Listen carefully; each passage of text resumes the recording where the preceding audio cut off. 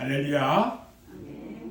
오늘 거룩하고 복된 주일, 특별히 어버이 주일을 맞이해서 하나님의 말씀을 사모해서 주님 전에 나와 예배하는 사랑하는 여러분 모두에게 하나님의 놀라우신 은혜와 평강이 충만하게 임하시기를 주님의 이름으로 축원합니다. 오늘은 사무엘상 1장 12절 18절 말씀을 통해서 마음이 슬픈 어머니의 기도, 이런 제목으로 함께 말씀의 은혜를 받으려고 합니다. 몇 해 전에 미국의 어느 그 초등학교 과학 시간에 선생님이 아이들에게 시험 문제를 냈어요.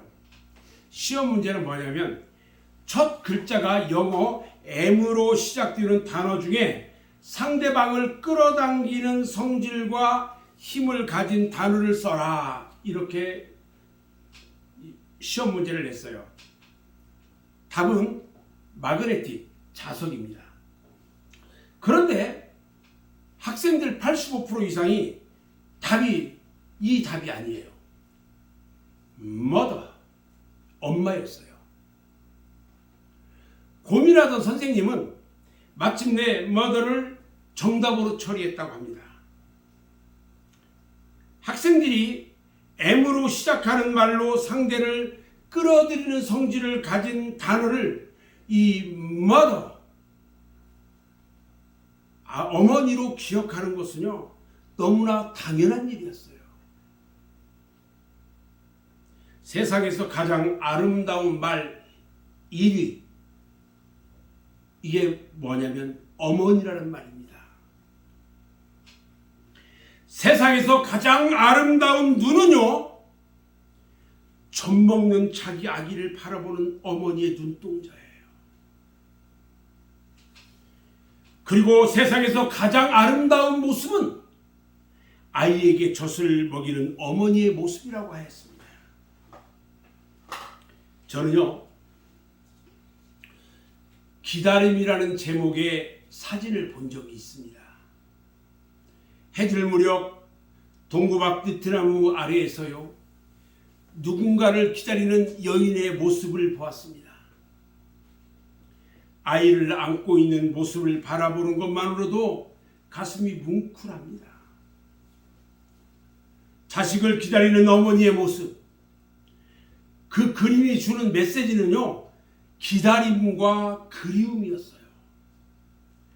어머니는 기다림과 그리움의 대명사입니다. 그래서 그리움과 기다림은요, 사랑의 또 다른 말인 것입니다. 자식은 어머니를 버려도요, 어머니는 자식을 결코 버리지 않습니다. 어머니는 모든 인간의 영원한 안식처이자 고향 같은 존재인 것입니다. 모든 것을 다 품어주시고 모든 것을 다 주고도 기억하지 않는 어머니. 어머니는요, 영원한 향수입니다. 불러도 그리운 마음의 고향과 같은 그런 이름인 것입니다. 이 세상에서 나보다 나를 더 사랑했던 그분이 바로 그립고 그리운 우리의 어머님입니다. 어머님 사랑합니다. 부모님의 은혜를 언제인들 잊으리오마는 오늘 어버이 주일을 맞이하면서 마음속 깊이, 그리고 뼈가 사무치도록 다시 한번 생각하면서 효성을 다해서 하루의 신령한 복과 이 땅에 기름진 원천의 복을 충만하게 받는 여러분 모두가 되시기를 주님의 이름으로 축원합니다. 출애굽기 20장 12절에 보면요, 네 부모를 공경하라. 그리하면 네 하나님 여호와가 네게 준 땅에서 네 생명이 길리라 말씀하셨고요. 에베소 6장 3절에서는요, 이로써 네가 잘되고 땅에서 장수하리라고 말씀하셨어요.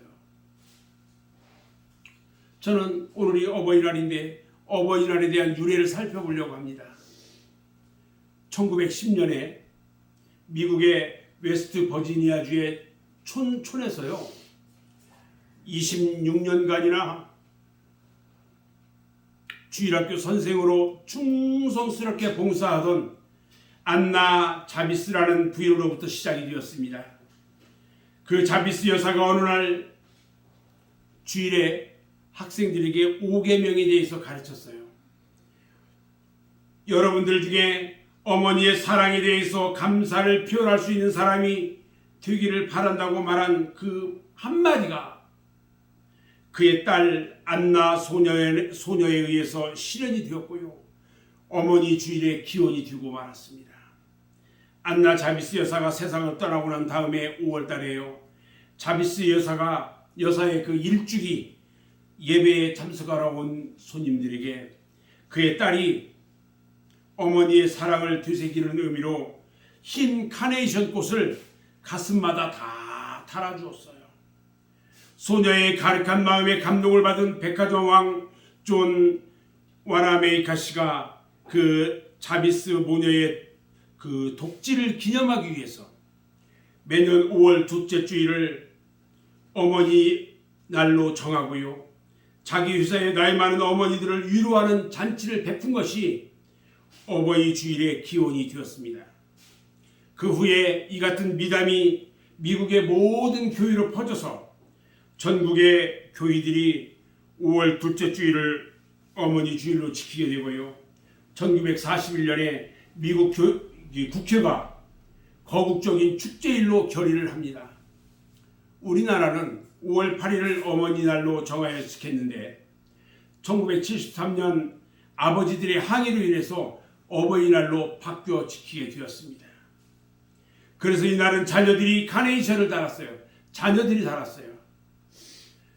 부모가 있는 사람은 붉은 카네이션을 달고요. 부모가 없는 사람은 흰 카네이션을 달았어요.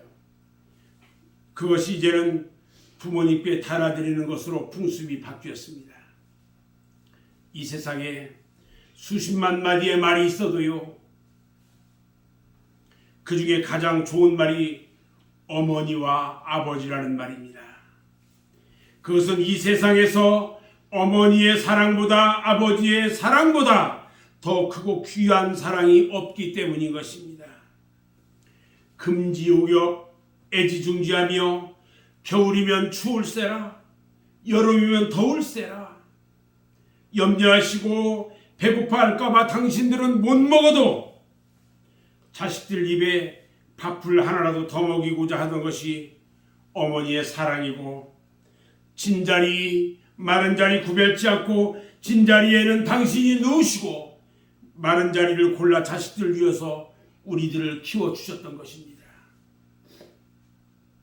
그리고 자식을 위한 길이라면 천리길이라도 마다않고 달려가시고 또 자식들을 위한 길이라면 손발이 갈퀴손이 되고 당신 몸 아끼지 않는 것이 부모님의 사랑이었고 자식들이 필요하다면 빚을 내서라도 뒷바라지 해주고 나중에는 피땀 흘려 장만한 논밭 모든 것들을 팔아서 주던 것이 부모님의 사랑이었던 겁니다. 그래서 부모님의 은혜는 하늘보다도 높고 백두산 한라산을 포개놓은 것보다도 높고 태평양 푸른 바다보다도 넓은 것이라고 했습니다. 부모님의 은공을 어찌 태산에다 비교할 수 있겠고 바다에다 비교할 수 있겠습니까? 부모님의 은혜는요 하늘에 더 큰 것이 없어요. 바로 하나님의 은혜와 사랑 다음으로 부모님의 은혜가 크다는 것입니다. 아멘. 아멘. 당신은 못 입어도요 철 따라 새 옷을 입혀주시고요 수업료 장만해가지고 공부시키며 훌륭한 사람이 되라고 당부하시고요 어쩌다 병이라도 나면 밤새워 물수건을 이마에 놓아주시며 간호해 주시던 따뜻한 손길을 어찌 잊을 수가 있겠습니까? 자식들이 잘하면 자랑하고 싶어서 어쩔 줄 모르시고요 잘못하면 불행하시던 어버이의 사랑 사람들하고 눈물로 가르치고 10번 잘못해도 다 잃어버리고 용서하시던 어버이의 사랑은요 생각할 때마다 가슴 저리며 눈시울이 뜨거워집니다. 이처럼 어머님의 사랑은 그 무엇과도 비교할 수 없는 사랑입니다. 모든 것을 다 주고도 더 못 줘서 아쉬워하는 그 한없는 그 은혜, 그 사랑을 무엇으로 보답한단 말입니까? 이런 부모님의 은혜와 사랑은요, 평생을 갚아도 갚을 길이 없어 부모님에게는 언제나 빚을 지고 사는 것이 우리 자식들인 것입니다.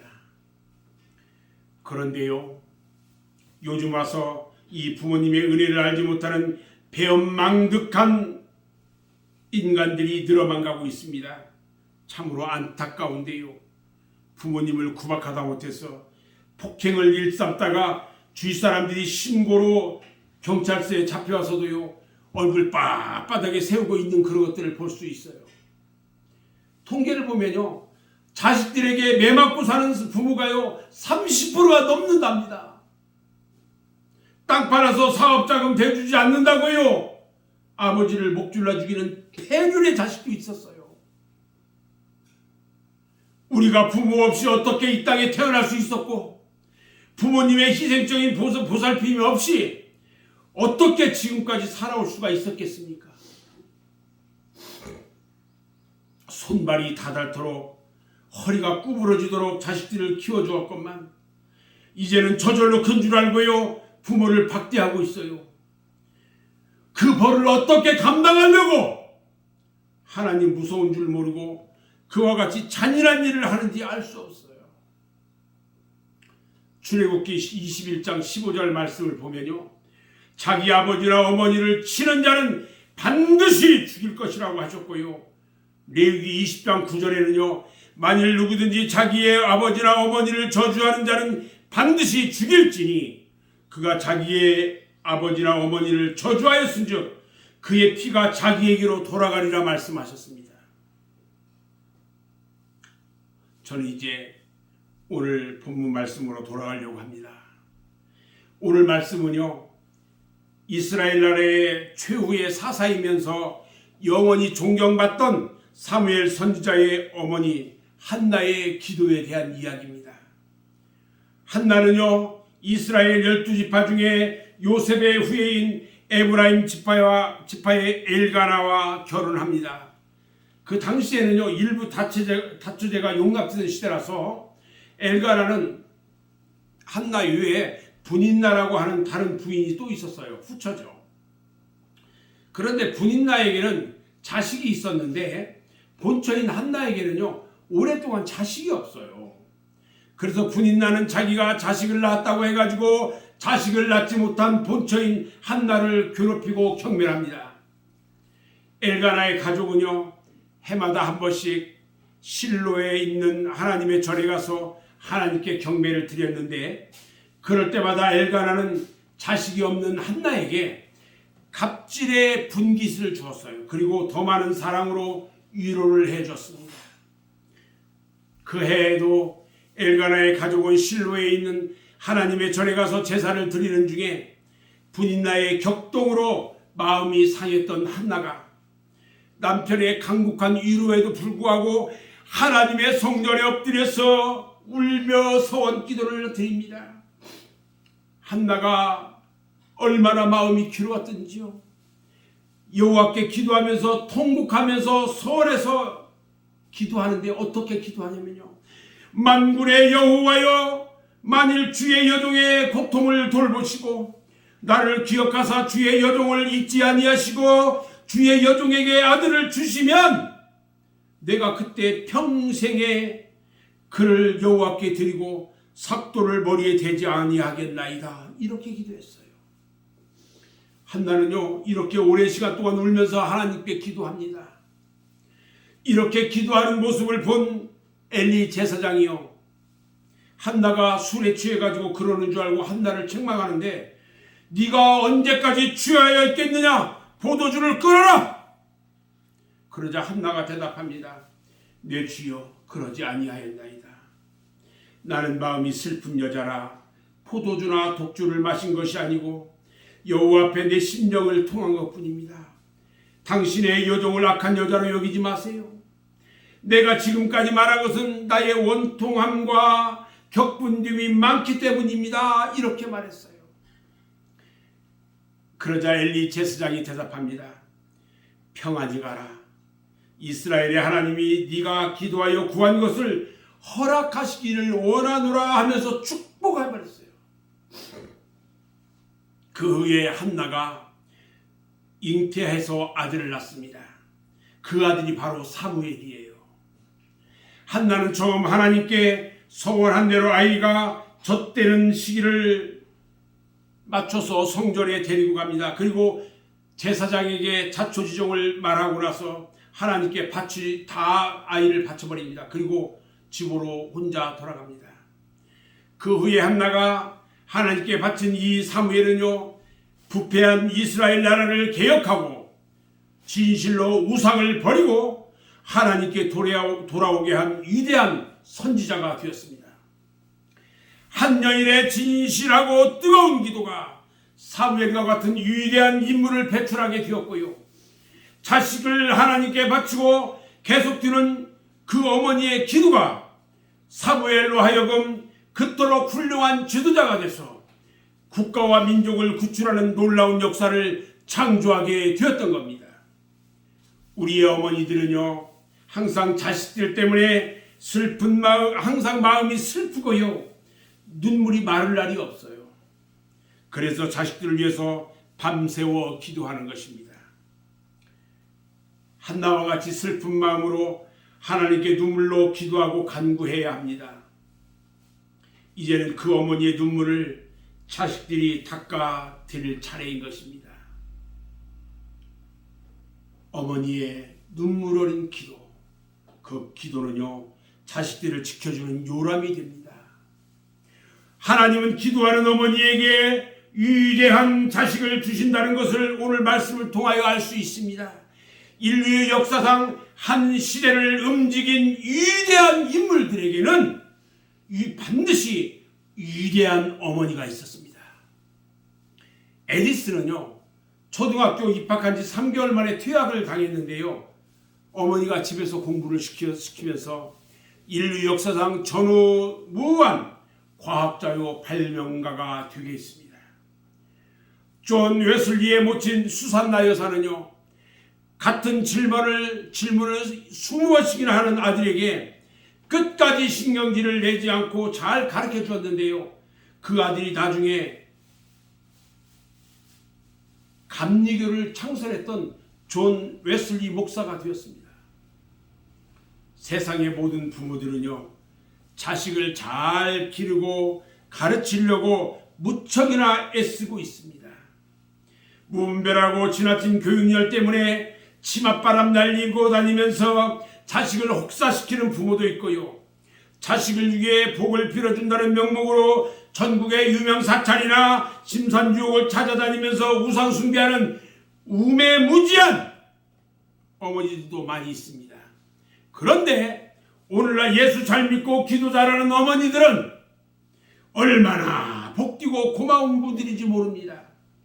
어머니의 기도는요, 자식을 위대한 인물로 만들어주고 기적을 일으키는 것입니다. 아멘. 암브로스 목사는요, 아들의 방탕으로 인해서 고통하고 있는 그 모니카에게 눈물의 기도를 하는 어머니를 둔 자식은 결코 망하지 않는다, 이렇게 위로했어요. 그 말을 믿고 기도한 모니카의 기도를요, 그의 아들이 15년 만에 돌이켜 성자가 되었던 것입니다. 여러분, 어머니의 눈물의 기도는요, 자식들을 위대하게 만드는 능력이 있습니다. 이탈리아의 유명한 이 작가 지오바니 파파니라는 사람이 있는데요, 이 사람은 무신론자예요. 그리고 기독교인이에요. 교회를 핍박하던 사람입니다. 그는 허무주의자이고 이 철저한 실용주의자였어요. 그런데 그가 난치병에 걸려서 죽게 되었을 때에 그의 어머니가요, 그 아들을 살리려고 백방으로 노력을 했는데 백약이 무효예요. 그의 어머니는 마지막으로요, 자기의 허벅다리를 살을 베어가지고요, 요리를 만들어서 그의 아들 파파니에게 먹였어요. 어머니의 살을 먹은 아들 파파니가요. 그것을 알 리가 없었어요. 그런데 그 뒤로 아들의 병이 점점 호전이 되기 시작합니다. 그러던 어느 날 그의 어머니가 두 번째 허벅지살을 베다가 그만 쓰러지고 말았어요. 이 사실을 안 파파니는 죽어가는 어머니를 부둥켜 안고 몸부림쳐 울었습니다. 그때 그의 어머니가 죽어가면서 아들에게 말했어요. 나는 죄 많은 인간이다.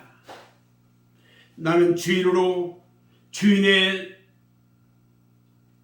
살을 아주 조금 너에게 주었을 뿐이다. 그러나 예수님은 죄 없는 하나님의 독생자로 인간의 몸을 입고 이 땅에 오셔서 우리 인간을 구원하시려고 인간의 죄를 위해 십자가에서 찢기시고 피 흘려 주셨으니 너는 그 예수를 꼭 믿어야 한다. 이 말을 남기고 숨을 거두었습니다. 그 후 파파니는 어머니의 말씀대로 예수를 믿고 회개한 뒤 막다른 골목의 사나이 그리스도전 이런 불후의 명작을 쓰게 되었습니다. 사랑하는 여러분, 이 세상에 기도하는 어머니의 힘보다 더 위대한 것은 없습니다. 아무리 완고하고 고집불통의 자식이라 할지라도 눈물로 밤을 지새우는 어머니의 기도 앞에는 무시와도 같은 마음도 녹아질 수밖에 없는 것입니다. 어머니의 기도로 회개하고 새 사람이 된 어거스틴은요, 그의 어머니와 함께 나머지 생애를 하나님의 뜻대로 충성하면서 살아보려고요, 그의 고향 북아프리카로 돌아가는 길에 어머니 모니카 여사가 그만 도중에 세상을 떠나게 됩니다. 이때 모니카는 아들 어거스틴의 손을 잡으면서 내가 여기서 세상을 떠난다고 섭섭하게 생각하지 마라. 하나님이 나의 기도를 들어주셨으니 이제는 너의 기도를 들어주실 차례다. 끝까지 믿음을 잃지 마라. 기도를 게을리하지 마라. 이런 말을 남기며 웃으면서 세상을 떠났습니다. 참으로 위대한 어머니입니다. 이렇게 기도하는 어머니에 대해서 자식들은 반드시 효도로서 보답을 해야 합니다. 사무엘은요, 장성해가지고 그의 어머니 한나의 기도에 보답을 했습니다. 사무엘은 불철주야 기도하는 어머니 한나를 생각하면서 그의 성전을 떠나지 않고 항상 기도에 힘썼어요.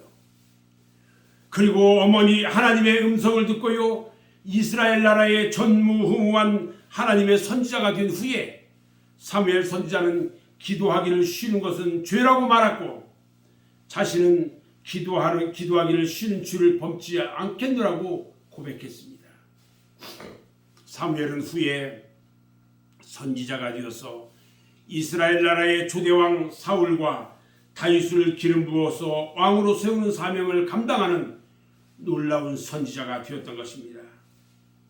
오늘 예배드리는 우리 맑은샘 교회 성도 여러분, 여러분들은 자식이 어떻게 되기를 바라고 있습니까?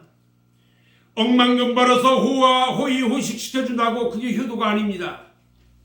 진정한 효도는요, 자식들도 예수를 믿고 구원받는 것 이상 더 큰 효도는 없는 것입니다.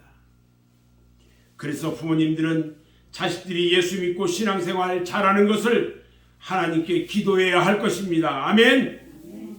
그리고 어머니와 아버지의 노고를 깨닫고 그 노고에 최대의 감사와 공경을 해야 할 것입니다. 우리나라 말에요, 반포지유라는 말이 있어요. 까마귀는 늙으면 새끼들이 먹이를 구해다가 늙은 어미새를 먹여 살린다는 이야기입니다. 그래서 아침에 까치가 울면 좋은 일이 있는데 반가운 손님이 찾아올 것이라고 하면서 까치를 길조라고 그랬어요. 그런데 까마귀는 흉조라고 말해요.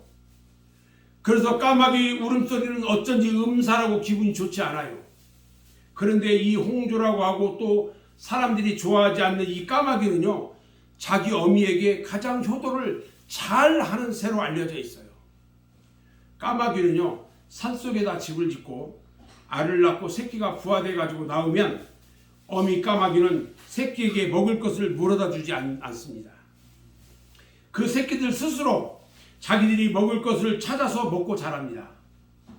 그러나 그 어미 아비 까마귀가 늙어가지고 날개털이 빠지고 날지 못하게 되면 골짜기에 죽치고 앉아 있는데 그 새끼 까마귀들이 그 어미 까마귀들이 죽는 날까지 먹을 것을 가져다 먹이고요.